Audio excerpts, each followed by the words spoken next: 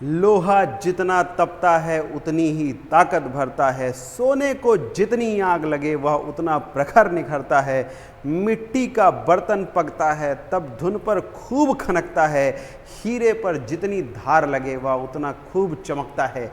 नमस्कार दोस्तों, मैं ब्रजेश कुमार कार्तिकेय क्लासेस के डिजिटल प्लेटफॉर्म पर आप सभी का एक बार फिर से स्वागत करता हूं। दोस्तों, भारत में लोकसभा चुनाव इस समय जोर शोर से चल रहा है और आप देख रहे होंगे हर राजनीतिक दल, मोदी जी, राहुल गांधी, जितना भी गठबंधन या जो भी लोग हैं, सब अपना अपना पूरा दमखम जनता के बीच में लेकर के जा रहे हैं अपने एजेंडे के साथ, अपने घोषणा पत्र के साथ कि हमें चुन लो, हमें चुन लो। इस तरह की चीज़ें चल रही हैं। इन सब चीज़ों से निकल करके आज हम बात करेंगे भारत में जो चुनाव हैं ये कैसे होते हैं, क्या हैं, कब हो रहे हैं, कब तक चलेंगे, कब इनका परिणाम आएगा, प्रधानमंत्री क्या होता है, मंत्रिपरिषद क्या होती है, राज्यसभा क्या होता है, लोकसभा क्या होता है यानी भारतीय संसद क्या होती है। इन सभी चीज़ों पर आज हम लोग विस्तार से चर्चा करेंगे और चर्चा की स्टार्ट करते हैं हम भारत में आम चुनाव 2024 से। तो दोस्तों 19 अप्रैल 2024 से भारत का आम चुनाव स्टार्ट होने जा रहा है। 19 अप्रैल 2024 से लेकर के 1 जून 2024 तक की भारत में आम चुनाव चलने वाले हैं। अब समझिएगा जरा इस बात को। 19 अप्रैल से लेकर के 1 जून 2024 तक की ये 7 चरणों में चुनाव होंगे, एक बार में नहीं होंगे। जैसा कि आप इस फोटो में साफ साफ देख पा रहे होंगे, ये 7 चरणों में चुनाव होंगे। पहला 19 को होगा और अंतिम यानी 7वां कब होगा, 1 जून 2024 को होगा। और ये जो चुनाव है ये कौनसवीं लोकसभा के लिए होने जा रहा है, इस बात को आप जरा गंभीरता से याद कर लीजिएगा। जो इस समय मोदी जी वर्तमान में प्रधानमंत्री हैं, ये 17वीं लोकसभा के प्रधानमंत्री हैं, जो कि 2019 से लेकर के 2024 का सत्र है। अब समझिएगा, 2024 से लेकर के जो आगे का सत्र है ये 18वीं लोकसभा, यानी जो आज जो चुनाव चल रहे हैं इस समय वर्तमान में, ये 18वीं लोकसभा के लिए चुनाव चल रहे हैं। और इस 18वीं लोकसभा में 543 सदस्यों के लिए चुनाव किया जाना है। अब एक बात और आपको यहां से बता दूं कि भारत में इन लोकसभा चुनाव के साथ साथ में 4 राज्यों में विधानसभा चुनाव भी चल रहे हैं।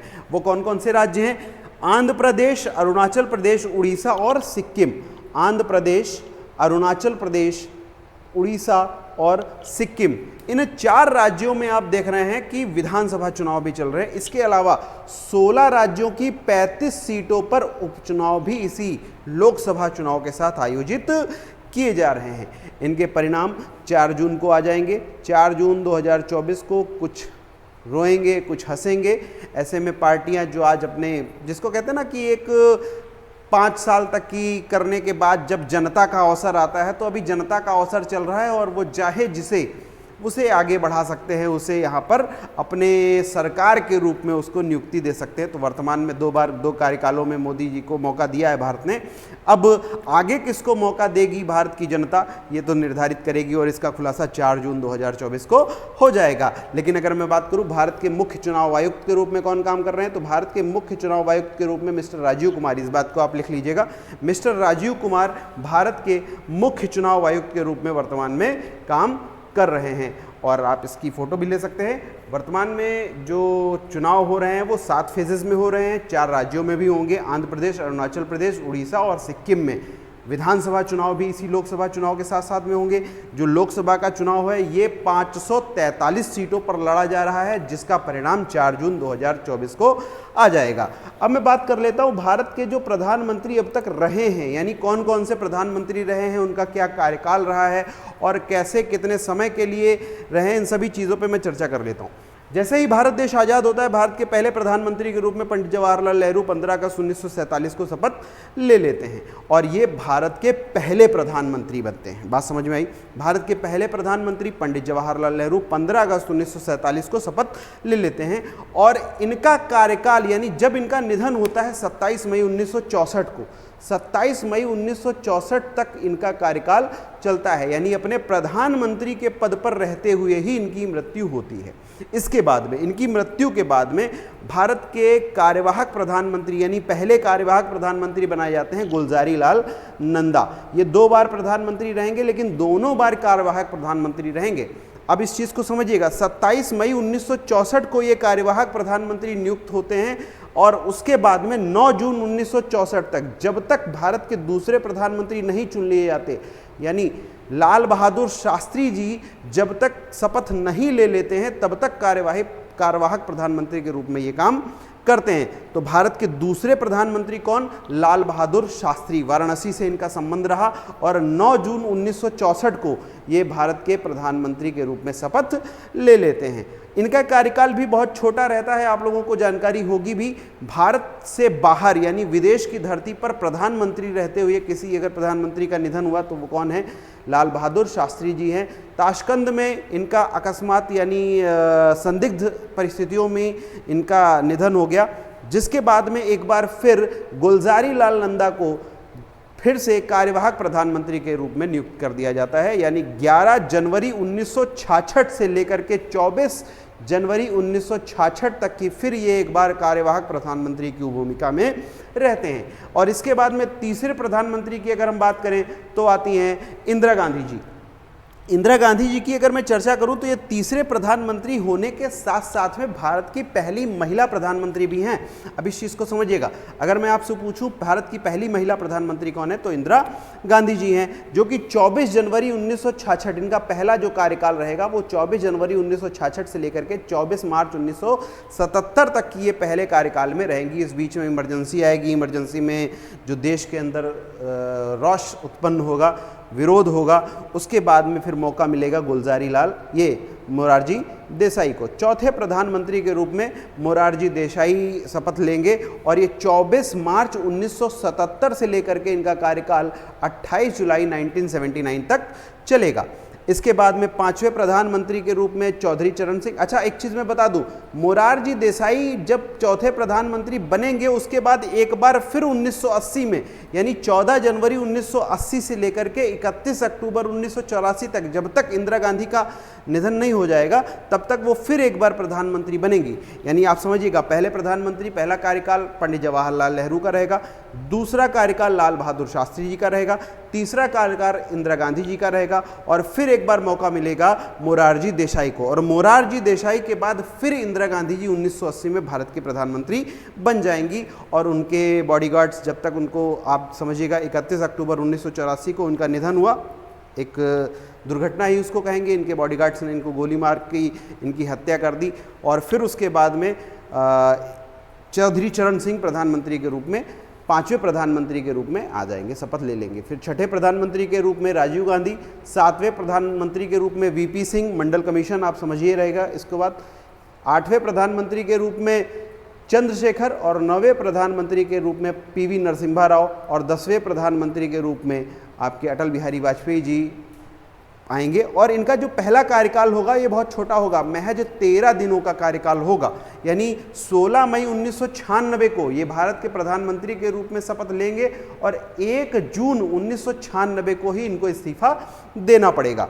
इसके बाद में फिर नेक्स्ट 11वें प्रधानमंत्री की अगर मैं बात करूं तो एचडी देवगौड़ा और 12वें प्रधानमंत्री के रूप में इंद्र कुमार गुजराल और फिर 2 कार्यकाल के लिए श्री मनमोहन सिंह 13वें प्रधानमंत्री के रूप में काम करेंगे और वर्तमान के प्रधानमंत्री मोदी जी 2 कार्यकालों के रूप में प्रधानमंत्री हो चुके हैं। पहली बार ये जो है 26 मई 2014 को इन्होंने प्रधानमंत्री के रूप में शपथ ली थी और इनका कार्यकाल 25 मई 2019 तक की चला था।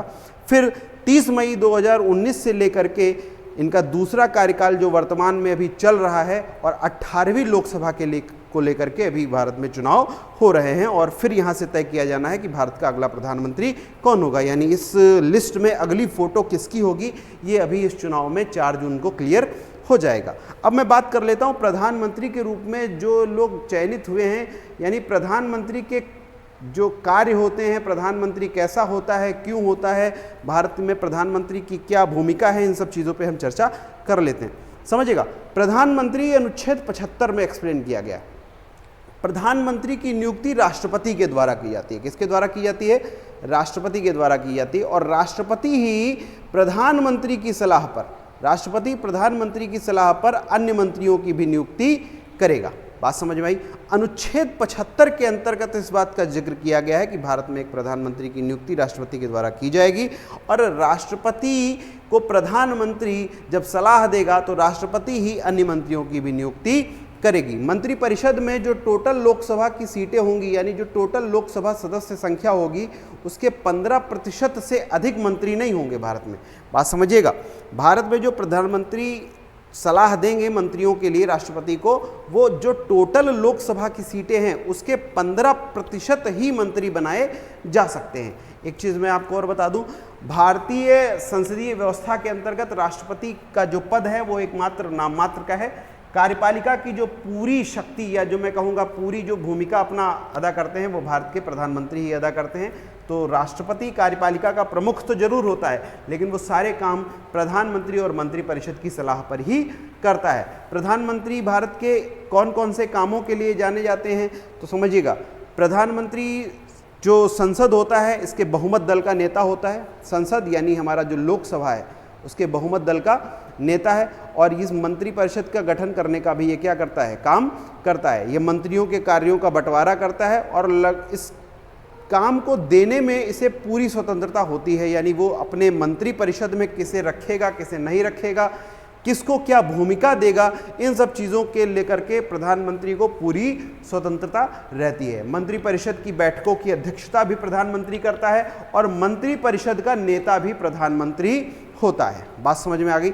ये सारी जो शक्तियां लिखी हुई हैं, ये जो सारे कार्य और अधिकार लिखे हुए हैं, ये प्रधानमंत्री के लिखे हुए हैं। ये कुछ एक प्रमुख बातों पर मैंने चर्चा कर ली है, प्रधानमंत्री के जो कार्य और अधिकार हैं।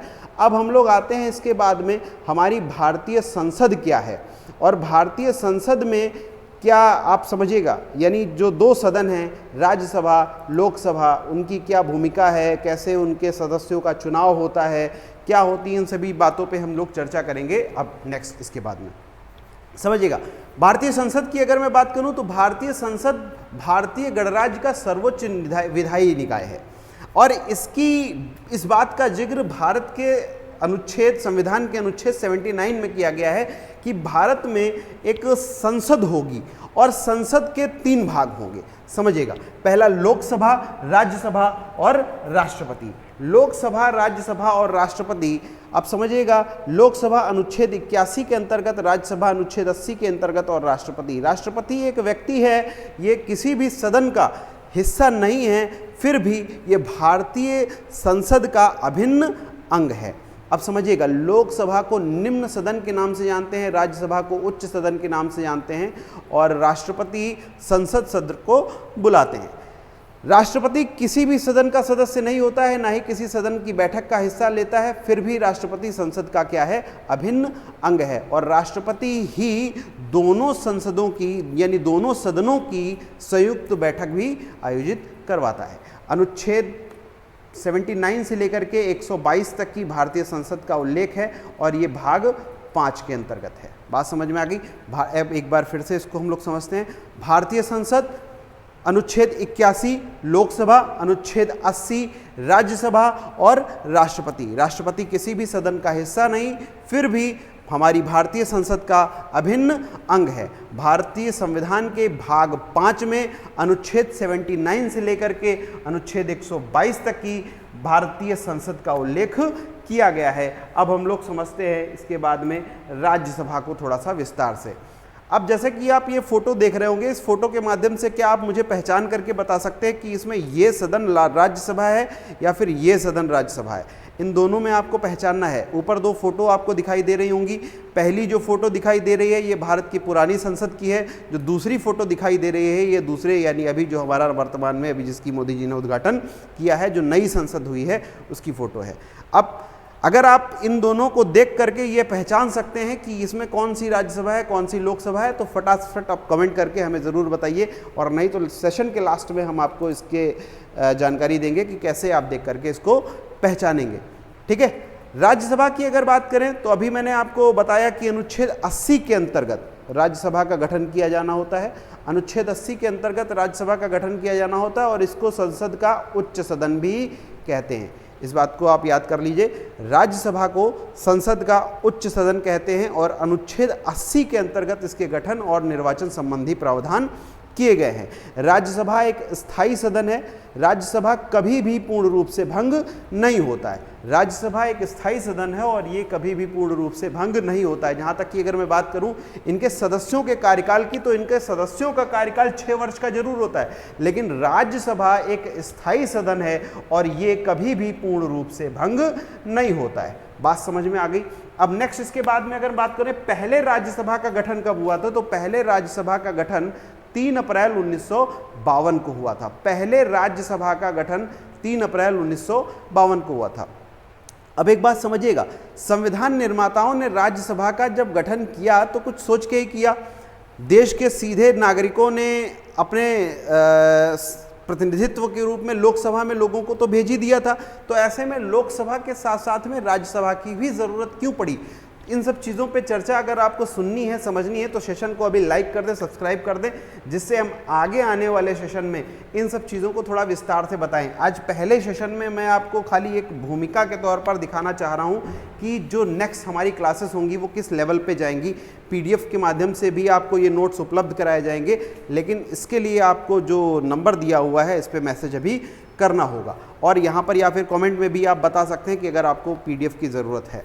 नेक्स्ट, हमारे भारतीय राज्यसभा के अंतर्गत अगर मैं सीटों की बात करूं तो कितनी सीटें हैं? 250 सीटें। भारतीय राज्यसभा में 250 सीटें हैं और इनका चुनाव सीधे जनता के द्वारा नहीं होता है। इनका चुनाव सीधे जो हमारे प्रतिनिधित्व जिनको हम आगे भेजते हैं विधानसभा के अंदर, वो इनको चुनते हैं। हर राज्यों में किस तरह से राज्यसभा के सदस्यों का चुनाव होगा, यह अनुसूची 4 में दिया गया, भारतीय संविधान की अनुसूची 4। ये बात को अभी आप अंडरलाइन करके इसको तुरंत नोट करके अभी याद कर लीजिए।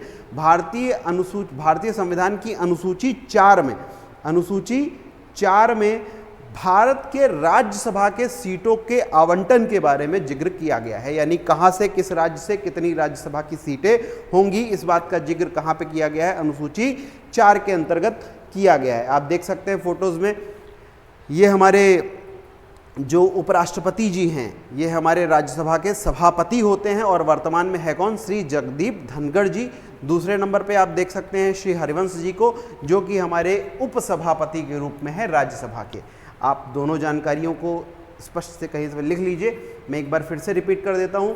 अनुच्छेद 80 में राज्यसभा के निर्वाचन और गठन संबंधी प्रावधान है।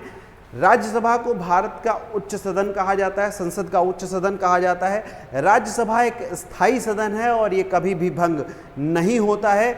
और पहले राज्यसभा का गठन 3 अप्रैल 1952 को हुआ था। राज्यसभा में सदस्यों की संख्या 250 है, जिसमें 245 चुने जाते हैं। अब इसके बाद में आगे बात करें, अधिकतम संख्या 250 है, ठीक है। नेक्स्ट इसके बाद में बात करें अनुसूची 4, जो संविधान की अनुसूची 4 है, इसमें राज्यसभा के सीटों के प्रावधान के बारे में बताया गया है। वर्तमान में श्री जगदीप धनखड़ जी राज्यसभा के सभापति हैं और श्री हरिवंश नारायण जी राज्यसभा के उपसभापति हैं। नेक्स्ट इसके बाद में अगर हम बात करें राज्यसभा के सदस्यों की योग्यता पे लेकर के, तो अनुच्छेद 84 में ये स्पष्ट है, अनुच्छेद 84 में स्पष्ट है कि भारत के राज्यसभा के सदस्यों की योग्यता क्या होगी। पहली योग्यता वह भारत का नागरिक होना चाहिए, दूसरी योग्यता वो 30 वर्ष का पूरा होना चाहिए। इस बात को आप याद कर लीजिए। राज्यसभा में सदस्य बनने के लिए जो हमारी मिनिमम आयु है वो कितनी है? 30 वर्ष होनी चाहिए, यानी 30 वर्ष का होना चाहिए। किसी भी जो हमारा सांसद बनेगा राज्यसभा का, उसकी जो मिनिमम आयु होनी चाहिए वो कितनी होनी चाहिए? 30 वर्ष की होनी चाहिए। इसके अलावा भारत सरकार के किसी भी या राज्य सरकार के किसी भी लाभ के पद पर आसीन ना हो, पागलवा या दिवालिया ना हो, ये भी एक उसकी शर्त के तौर पर है। और वह राज्य का प्रतिनिधित्व पाना चाहिए, यानी राज्य के संसदीय क्षेत्र का मतदाता होना चाहिए। बात समझ में आ गई। पहले सत्र की अगर मैं बात करूं, 13 मई 1952 को ऊपरी सदन यानी राज्यसभा का पहला जो सत्र है ये आहूत हुआ। इसमें 216 सदस्य थे। कितने सदस्य थे? 216 सदस्य थे। रुक्मणी देवी ने, ये जो रुक्मणी देवी थी ये पहली मनोनीत महिला सदस्य थी राज्यसभा की, इस बात को याद रखिएगा। रुक्मणी देवी भारत के राज्यसभा जो सदन है उसकी पहली मनोनीत महिला सदस्य थी। ये पेपर कटिंग है, ये आपके ज़रूरत के लिए यहाँ पे लगाई है। इसके अलावा जो भारत के पहले सभापति थे, ये भारत के पहले उपराष्ट्रपति के रूप में जो काम किए हैं, डॉक्टर सर्वपल्ली राधाकृष्णन, ये भारत के पहले सभापति राज्यसभा है, क्योंकि ये भारत के पहले उपराष्ट्रपति हैं। बात समझ में आ गई। नेक्स्ट इसके बाद में बात करें, वर्तमान में अधिकतम सदस्यों की संख्या कितनी है? 250। अधिकतम सदस्यों की संख्या 250 है, जिसमें 238 सदस्य राज्यों से चुने जाने होते हैं। बात समझ में आया। और इसके अलावा 12 सदस्यों को राष्ट्रपति यहाँ पर मनोनीत करता है। राज्यसभा के अंतर 12 सदस्यों को राष्ट्रपति मनोनीत करता है। नेक्स्ट इसके बाद में अगली स्लाइड पे हम लोग चलेंगे और यहाँ पर चर्चा करेंगे कि राज्यसभा की जो संरचना है वो कैसी क्या है। समझिएगा, राज्यसभा में जो अभी मैंने आपको बताया अधिकतम सदस्यों की संख्या कितनी है? 250 है। 250 अधिकतम सदस्यों की संख्या। वर्तमान सदस्य संख्या कितनी है इसके अंतर्गत? 245, यानी 250 अधिकतम है और वर्तमान में कितनी है? 245, जिसमें 12 सदस्यों को राष्ट्रपति नामित करेगा। तीनों चीज़ों को आप यहाँ से बड़ा विस्तार से समझ लीजिएगा। ये अधिकतम, ये वर्तमान और ये कौन नामित करेगा, मनोनीत करेगा? ये राष्ट्रपति मनोनीत करेगा। 250 अधिकतम राज्यसभा सदस्यों की संख्या, 245 वर्तमान में हैं, जिनमें से 12 राष्ट्रपति मनोनीत करता है। दिल्ली, पौंडीचेरी और जम्मू कश्मीर ही 3 ऐसे केंद्र शासित प्रदेश हैं जहां से राज्यसभा का प्रतिनिधित्व जाता है। यानी ऐसे केंद्र शासित प्रदेशों का नाम बताइए जहां से राज्यसभा में प्रतिनिधित्व जाता है, तो वो 3 है। कौन कौन सा? दिल्ली, पौंडीचेरी और जम्मू कश्मीर। इसके पीछे का कारण ये है कि इन केंद्र शासित प्रदेशों में विधानसभाएं हैं और जहां विधानसभा होगी वहां से उनका प्रतिनिधित्व राज्यसभा में पहुंचेगा। इसके अलावा राज्यसभा मनोनीत जिन सदस्यों को करता है उनका आधार होता है कला, साहित्य, विज्ञान, समाज सेवा या किसी भी क्षेत्र में जब उसको किसी भी व्यक्ति को विशेष ज्ञान या व्यवहारिक अनुभव होता है। जैसे आप समझिएगा, हमारे सचिन तेंदुलकर जी राज्यसभा के सदस्य रहे हैं, बहुत सी अभिनेत्रियां राज्यसभा के सदस्य रहे हैं, बहुत से लेखक राज्यसभा के सदस्य रहे हैं। अपने क्षेत्र में विशेष ज्ञान होने के कारण उस क्षेत्र को भी प्रतिनिधित्व मिले संसद के अंदर, इसलिए 12 सदस्यों का मनोनयन कौन करता है? राष्ट्रपति करता है। अनुसूची 4 में सीटों के आवंटन के बारे में जिक्र किया गया है, ये मैंने अभी आपको बताया। नेक्स्ट इसके बाद में अगर हम बात करें राज्यसभा के बारे में, कितने हमारे वर्तमान में स्टेट हैं? 28 स्टेट हैं जहां से राज्यसभा के सदस्यों का चुनाव होता है। नेक्स्ट इसके बाद में हम बात करेंगे सबसे ज़्यादा राज्यसभा के सदस्यों का चुनाव कौन से स्टेट से होता है? कमेंट करके बताइएगा। सबसे ज़्यादा राज्यसभा की सीटें कौन से स्टेट में हैं? आप समझ सकते हैं, जो स्टेट सबसे ज़्यादा पॉपुलेशन की दृष्टि से बड़ा होगा वहाँ से ज़्यादा राज्यसभा के प्रतिनिधित्व के रूप में लोग जाएंगे। अनुच्छेद 83 के अंतर्गत ये बताया गया है कि राज्यसभा एक स्थायी सदन है और ये कभी भी भंग नहीं होता है, यह निरंतर कार्य करता रहता है। राज्यसभा कभी भी भंग नहीं होता है, अनुच्छेद 83 में यह बता दिया गया है, और यह स्थायी सदन के रूप में काम करता है और यह कभी भी भंग नहीं होता है। राज्यसभा के सदस्यों को कार्यकाल 6 वर्ष का होता है। मैंने अभी आपको बताया राज्यसभा के सदस्यों का कार्यकाल 6 वर्ष का होता है और प्रत्येक 2 वर्ष के बाद 1/3 सदस्यों को सेवा मुक्त कर दिया जाता है। इसके अलावा राज्यसभा तीसरे वर्ष शुरुआत, यानी नॉमिनेशन जो होते हैं, मनोचयन होता है राष्ट्रपति द्वारा, वो तीसरे वर्ष की शुरुआत में होता है। नेक्स्ट इसके बाद में हम लोग बात करेंगे राज्यसभा में जो अधिकारी हैं प्रमुख, वो कौन कौन से हैं या इनकी जो शक्तियां हैं, कार्य हैं, उन सब चीज़ों पे भी चर्चा कर लेते हैं। राज्यसभा लोकसभा के साथ मिलकर के भारत के कानून बनाती है। अब इन सब चीज़ों को अगर आपको विस्तार से पढ़ना है तो आप सेशन को जरूर लाइक करिए, सब्सक्राइब करिए। अगली क्लास में मैं राज्यसभा को पूरा विस्तार से लेके आने वाला हूँ। आज आपको सिर्फ मोटा मोटा बता रहा हूँ किस तरह से क्या चीज़ें होती हैं, ठीक है। अनुच्छेद 249 के तहत राज्यसभा के अंतर्गत राज्य सूची के किसी भी विषय को राष्ट्रीय महत्व का घोषित किया जा सकता है। ये राज्यसभा को शक्ति होती है। अच्छा, राज्यसभा लोकसभा के साथ मिल करके राष्ट्रपति और उपराष्ट्रपति के निर्वाचन में भी क्या होती है? शामिल होती है। राज्यसभा लोकसभा के साथ मिलकर के महाभियोग, किसकी? राष्ट्रपति की महाभियोग की प्रक्रिया में भाग लेती है। उपराष्ट्रपति को हटाने का प्रस्ताव राज्यसभा में ही रखा जाता है, यानी जो भारत के उपराष्ट्रपति होंगे उनको हटाने का प्रस्ताव कौन सी सभा में रखा जाएगा? राज्यसभा में रखा जाएगा। अब भारत के जो राष्ट्रपति होंगे इनका चुनाव हो, उपराष्ट्रपति होंगे इनका चुनाव हो, इन सब चीज़ों में महत्वपूर्ण भूमिका राज्यसभा और लोकसभा की होती है। भारत के राज्यसभा के सभापति की बात करें तो जो भारत का राष्ट्रपति होता है वो राज्यसभा का पदेन सभापति होता है।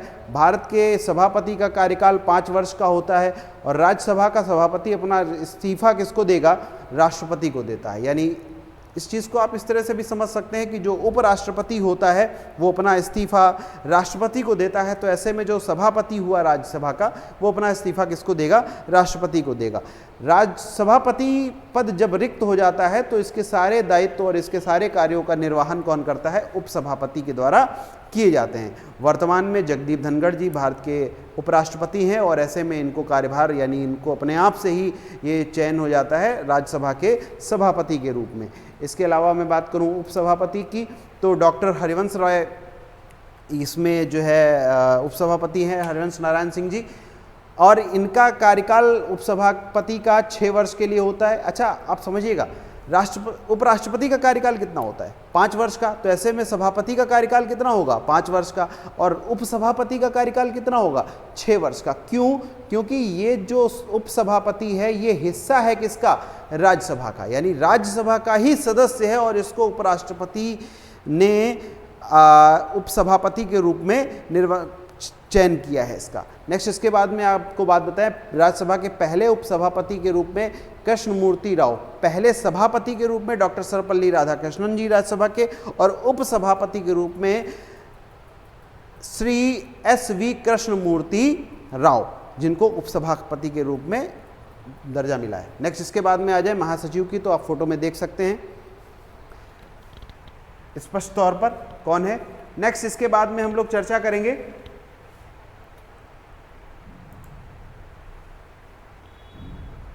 सेशन थोड़ा सा जल्दी आज मैं ख़त्म करने की कोशिश कर रहा हूं क्योंकि नेक्स्ट सेशन आपका पूरा विस्तार से लेके आना है, जहां पर मैं राज्यसभा, लोकसभा, भारतीय संसद और पॉलिटी के अन्य विषयों पर पूरा विस्तार से चर्चा करूं।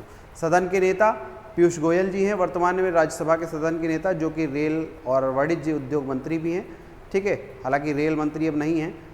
ठीक, नेक्स्ट इसके बाद में बात करूं विपक्ष के नेता तो मल्लिकार्जुन खड़गे जी हैं, जो भारतीय राष्ट्रीय कांग्रेस के राष्ट्रीय अध्यक्ष भी हैं। आज का सेशन हम लोग यहीं पर ख़त्म करेंगे। धन्यवाद, सब्सक्राइब जरूर कर लीजिएगा क्योंकि नेक्स्ट सेशन यानी अगले क्लासेस में हम लोग थोड़ा सा विस्तार से चीज़ें, आज खाली प्रायोगिक तौर पर देख रहा हूं कि यूट्यूब पे हमें कैसा रिस्पांस मिलता है। अगर अच्छा रिस्पांस मिला तो नेक्स्ट अगली क्लासेस में हम लोग और विस्तार से चर्चा करेंगे और ज़्यादा चर्चा करेंगे। तो नमस्कार दोस्तों, सब्सक्राइब जरूर करिएगा, लाइक जरूर करिएगा और शेयर जरूर करिएगा।